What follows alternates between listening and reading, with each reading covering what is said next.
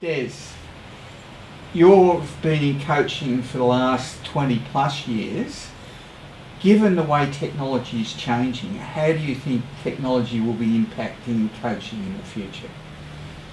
Yeah, I think the big topic now, Frank, is under the broad heading of artificial intelligence, and you might include augmented reality, virtual reality. So the whole technological background and even foreground in some instances for coaching is changing.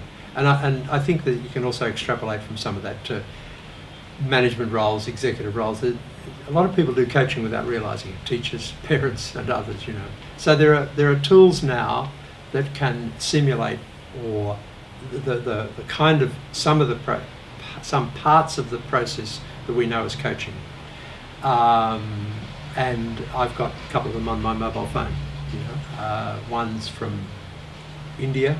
I've met the guy who developed it, and another one is from France, I think, one of the European countries. So people are working on these things. And then there's the IBM Watson Business Coach. So there are tools now which are being introduced to help people. The one that I'm thinking of from Europe was more for big scale change operations or training operations in bigger companies, and they hadn't really thought much about the kind of one-on-one coaching situation that a lot of coaches work in, or in small groups. But about 5 or 6 weeks ago, I can't remember now exactly, I gave a presentation in Colombo in Sri Lanka, and the topic was coaching in the cyber physical age. I didn't make up the title, but the general idea was this technology world is changing rapidly. How does coaching fit into that?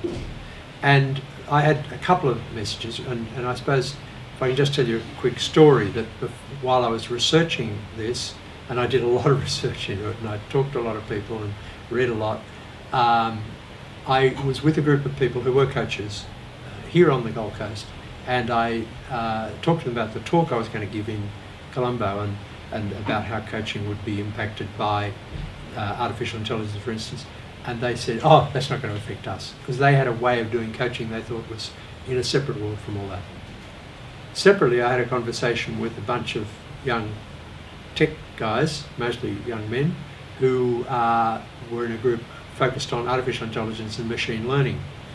And at least half of that group gave me to indicate that they were quite convinced that within a foreseeable time frame, human coaches like me would become dispensable because robots would be able to do it all. Others I've spoken to who I think may have gone into this in more depth than those people had would say, I know they've said it to me, there'll still be a role for people who have those particularly human characteristics, such as empathy, such real empathy, not simulated empathy, the robot's been programmed to look empathetic, intuition, and ability to read people in a way that even the coach might not understand. I had a great mentor, a man named Thomas Leonard, and he used to say that as coaches we should share with our clients even an inkling we get that might be helpful to them. And someone asked him, what's an inkling? And he said, it's the feeling you get in your little toe.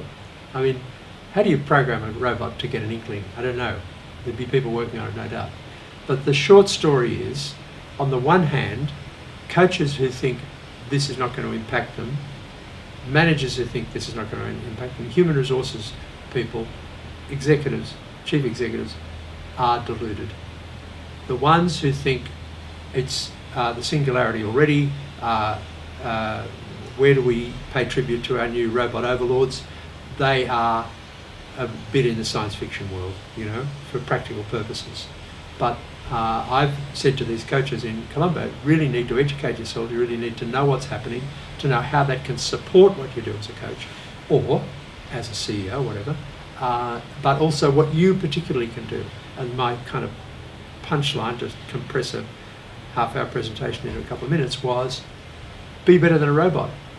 Work on yourself, become a better human being, not to put too grand a concept on it, but develop your capacity for empathy, develop your capacity for intuition, develop your capacity to communicate with another human being, with a variety of human beings. And that will mean that there won't be a time, certainly in your lifetime, where you'll be told, we don't need you anymore because we've got these new robots arriving which are called New Coach. That make sense? It does, yes. And given we've all seen that certain physical things in production environments have been taken over by robots, it's not unrealistic to see that the softer skills, they will be taken over as well, because it's just part of an ongoing development. By softer skills you mean? More of the fact that, like IBM Watson has that medical approach where they can look for data or look for information that matches the question. Those are what I classify as softer skills rather than the hard physical movement type skills.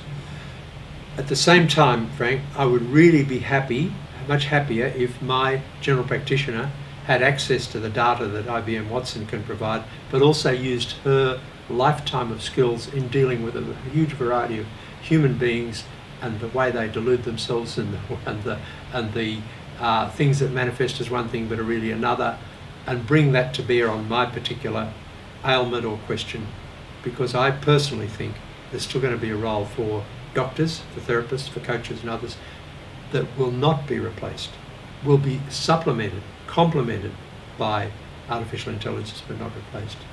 So what I'm hearing in that is that artificial intelligence can be a tool that humans can use and work with it in preference to a black and white either or type situation. How long have we been using Google search?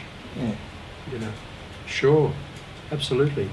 But you know, also we need to look at those huge changes that are taking place. And I was able to mention in my talk in Colombo the headline that had appeared in the Australian media just before I left, which was NAB announces $6.6 billion profit, or $6 billion, and in the same day, same story, and is losing 6,000 people, and they're going to be replaced by 2,000 people who have some kind of specialised IT skills.